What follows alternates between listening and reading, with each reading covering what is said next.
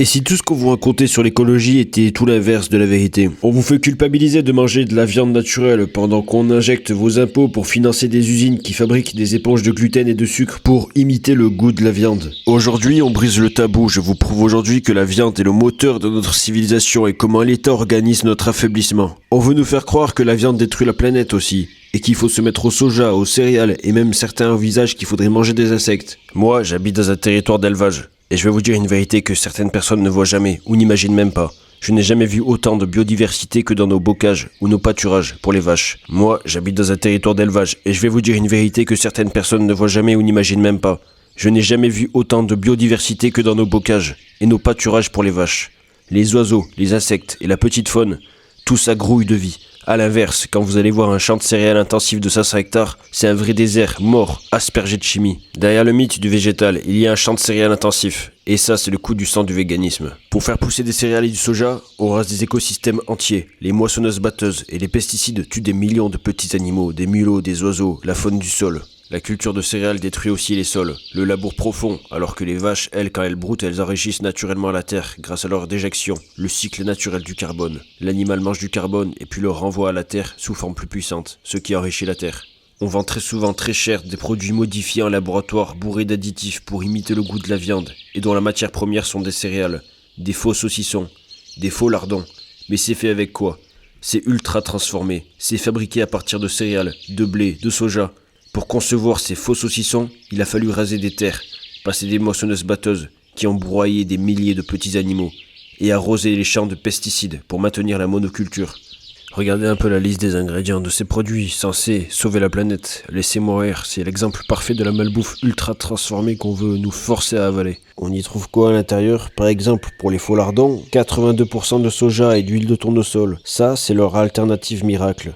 Le soja, c'est le roi de la monoculture intensive qui détruit la biodiversité. Et l'huile de tournesol, c'est une bombe d'oméga 6, d'acide gras pyromane qui enflamme votre corps et bousille votre santé. Et ils vident nos pâturages vivants pour vous vendre de la poudre de haricots mélangée à de l'huile industrielle et des colorants pour que ça a l'air rose. C'est de la chimie brevetée et c'est ça que l'État subventionne. Et maintenant le saucisson végétal façon vegan. D'abord, près de 40% de blé, 27% de gluten de blé et 11% de protéines texturées.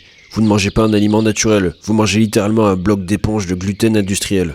Et ensuite, pour lier tout ça, de la graisse de coco. Une graisse qui vient de l'autre bout du monde, cultivée en masse. Bonjour le bilan carbone pour un produit acheté principalement par des bobos qui veulent interdire les voitures thermiques.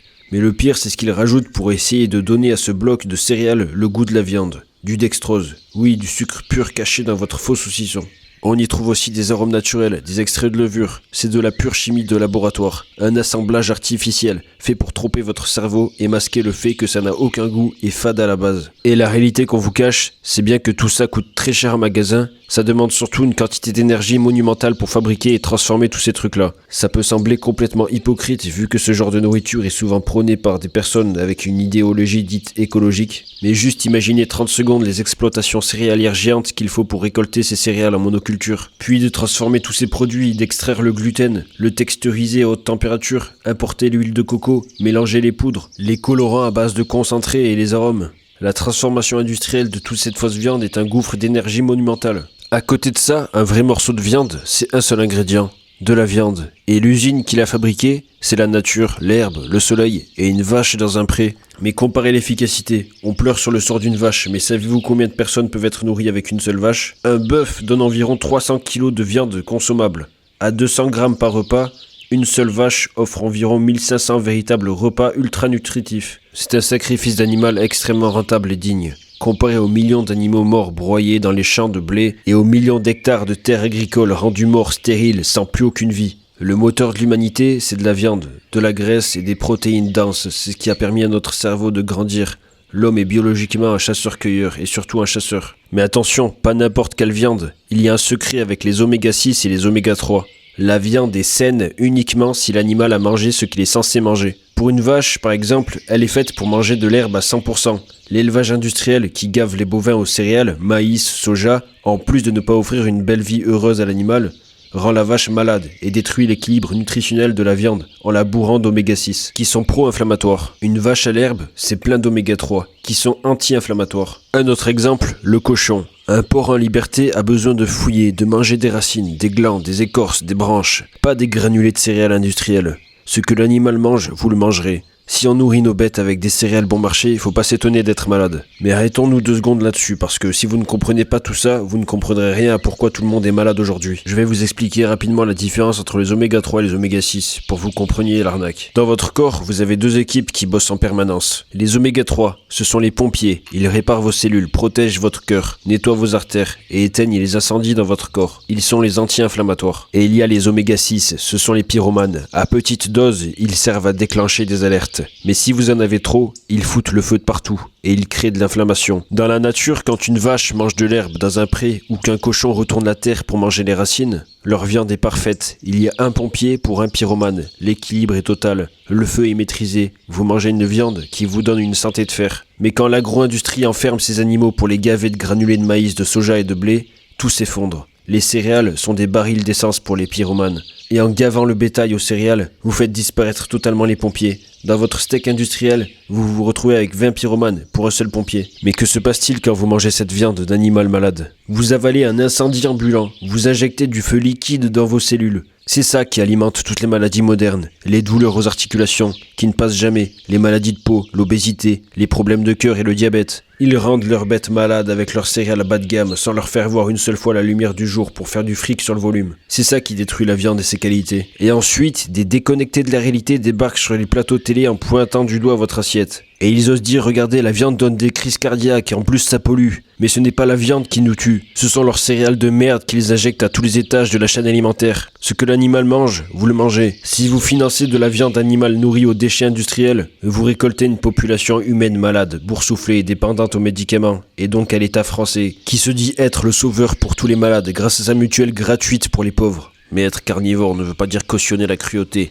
Le respect de l'animal doit être de E à Z, de sa naissance jusqu'à sa mort. C'est même tout le contraire, ça demande d'exiger les meilleures conditions de vie jusqu'à la mort de l'animal. Si on respecte la bête qui va nous nourrir, on doit lui assurer une mort sans douleur. Alors oubliez l'abattage des anciens rituels, comme certaines communautés pratiquent encore cruellement, comme le halal ou le kasher. Ce genre d'atroces rituels se pratique sans étourdissement, ce qui veut dire que l'animal se vide de son sang en étant conscient tout le long. Ce qui génère naturellement une souffrance abominable pour l'animal, et un stress immense qui, en plus de faire du mal gratuitement, libère des toxines dans la viande. Le message est clair, mangez de la viande oui, mais exigez une belle vie à l'animal. Ce sera bon pour vous et surtout pour l'animal, avec un abattage conventionnel, avec un étourdissement. Ne financez pas une souffrance animale bête et inutile pratiquée pour un plaisir malsain pour certaines personnes dans le but de satisfaire leur délire dans leur religion à eux. J'ai fait une vidéo entièrement dédiée au halal pour dénoncer sa cruauté et ses enjeux économiques pour ceux à qui ça intéresse. Revenons à nos moutons, mais alors pourquoi l'État et l'Europe poussent les céréales et subventionnent directement les fausses viandes? Parce que c'est ultra rentable pour l'agro-industrie comme vous l'aurez compris, mais c'est aussi très facilement taxable pour l'État qui adore taxer toujours plus. Les céréales sont faciles à stocker, à tracer, surveiller et surtout à être taxées par l'État. Une vache dans un pré, c'est l'indépendance du paysan. On ne peut pas breveter une entrecôte. Par contre, on peut breveter un saucisson végétal chimique fait à partir de blé et de soja bas de gamme. Est-ce que vous pouvez mettre un droit sur une vache qui broute de l'herbe? La réponse est non. La nature fait le monde. Et ça, le cartel de l'agroalimentaire et de l'État-providence français ne supporte pas ça. Par contre, un faux lardon végétal ultra transformé fait à base de poudre et de blé chimique, ça c'est brevetable. Les multinationales posent un brevet sur la recette, s'assurent un monopole mondial et font d'énormes marges sur le prix de votre santé. Et l'État dans tout ça, c'est le grand complice. Plus un produit passe par des usines, plus il est transformé, plus l'État encaisse des taxes, de TVA et d'impôts sur les sociétés. Une usine géante de chimie alimentaire, ça rapporte des millions aux caisses de cet État passoire français. Un produit breveté et fabriqué dans une usine centralisée avec des codes-barres et des logiciels. L'État peut tout contrôler, tracer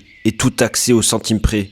Une vache vendue directement au producteur, au consommateur dans un village, l'État déteste ça parce que ça lui échappe. Le petit éleveur indépendant qui vend sa viande locale à ses voisins ne lui rapporte presque rien. Voilà pourquoi l'État donne des milliards d'aides de la PAC aux gros céréaliers industriels pendant que nos éleveurs crèvent. Parce que les céréales sont la matière première pour votre soumission. L'État vole l'argent de son peuple pour financer à coups de milliards des déserts de blé et de soja sous forme d'aides de la PAC.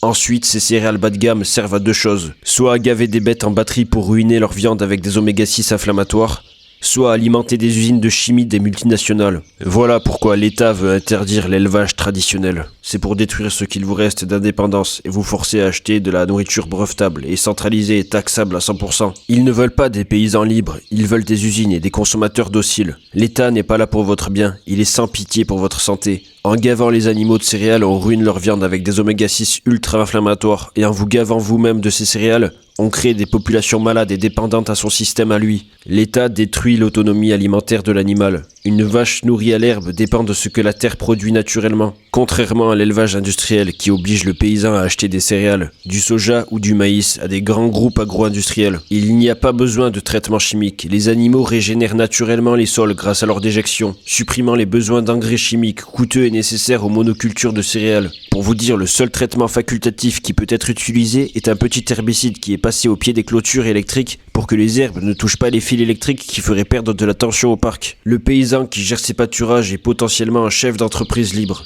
tandis que celui qui dépend des aides de l'État pour acheter ses aliments industriels devient un vassal de l'État et des lobbies. Ils veulent nous faire culpabiliser de manger un steak produit localement par le paysan du coin, pour nous forcer à avaler leur farine de grillons produite dans des usines géantes. C'est le nivellement par le bas de notre santé et de notre civilisation. Une solution à notre niveau, ce serait d'arrêter d'acheter de la viande bas de gamme industrielle gavée aux céréales, ou halal ou cachère, ou pire, acheter du faux saucisson ou du faux steak. Allez voir un éleveur près de chez vous acheter une bête élevée à l'herbe, abattue dignement sans rituel occulte. Mangez un maximum de la vraie viande, de bons légumes, évitez un maximum les dérives alimentaires autres que ça. C'est le meilleur moyen pour préserver sa santé et la biodiversité de nos campagnes. C'est un acte de résistance contre un système qui veut nous rendre faibles, malades et dépendants de l'État. Merci d'avoir écouté jusqu'ici, abonnez-vous et partagez cette vidéo pour briser les mythes et dites-moi en commentaire qu'est-ce que vous en avez pensé.